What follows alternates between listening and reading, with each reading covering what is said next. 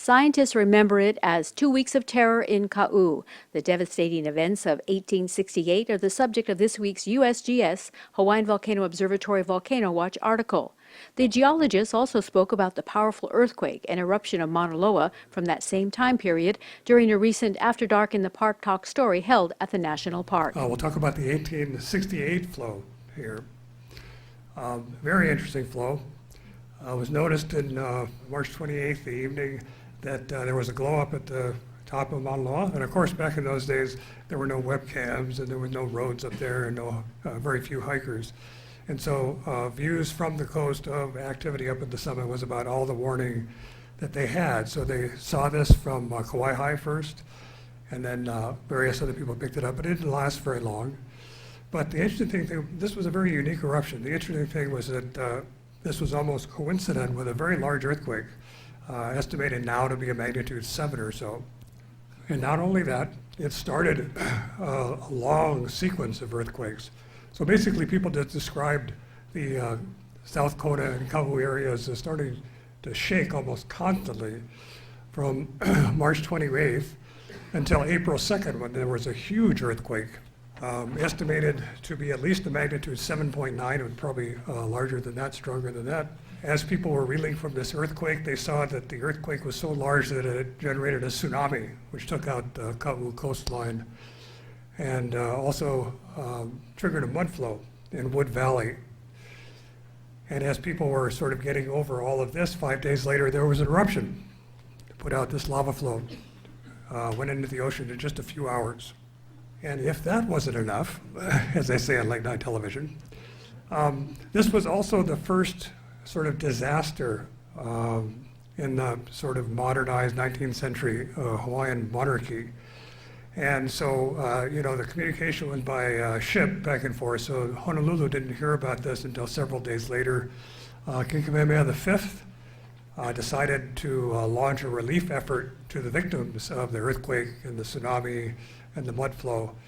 And so he issued essentially a disaster declaration, raised some funds, commandeered a ship, and he made it to Hilo on April 15th to dole out some money, some materials for his people. Now, just a little bit more detail. The April 2nd, 1868 earthquake was huge. And I wanted to read this quote from Reverend Lyman, who was stationed in Kau at the time. He said, "First the earth swayed to and fro, north and south, then east and west, round and round, then up and down, and in every imaginable direction for several minutes.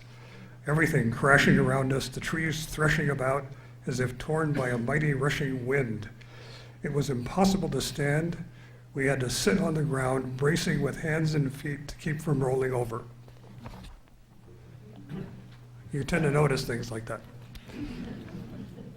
But as I said, that earthquake actually caused subsidence to the coastline, which generated a tsunami. At Waiohinu, the wave was reported to be about 40 feet high, swept along the coastline. And actually, the earthquake caused subsidence of the entire southeast coastline from around South Point all the way out to Kapoho.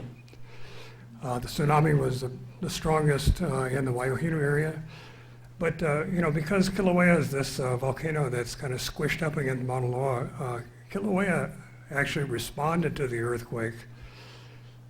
Shaking was pretty severe. There was an eruption that put a little bit of lava in the Kilauea Iki crater. So if we were to remove the 1959 lava from Kilauea Iki crater, the 1868 lava would be right under it. There was extensive cracking in the summit area, and the big gashes that you see at the head of the Southwest Rift Zone are attributed to the 1868 earthquake.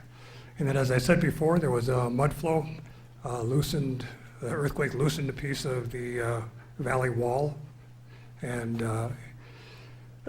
it rode out several miles, estimated to be about a mile a minute in this scenario, buried a village, hundreds of cattle, 30 or so people.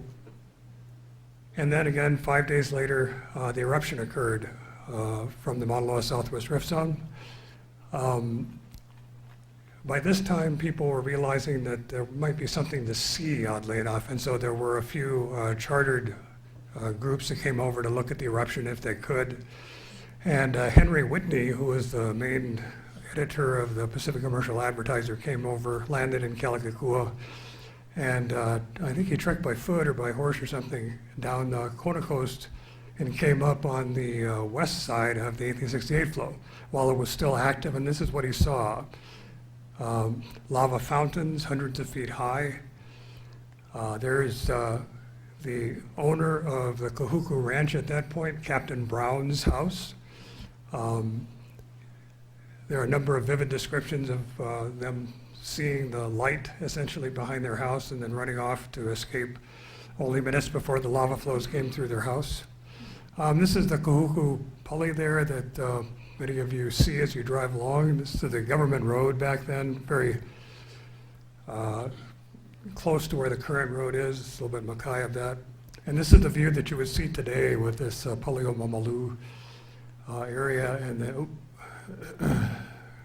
And then if you look down slope, here's the 1868 flow, the two arms of it going into the ocean, and Pu'uho, New Hill, that was a literal cone essentially produced by the lava entry into the ocean.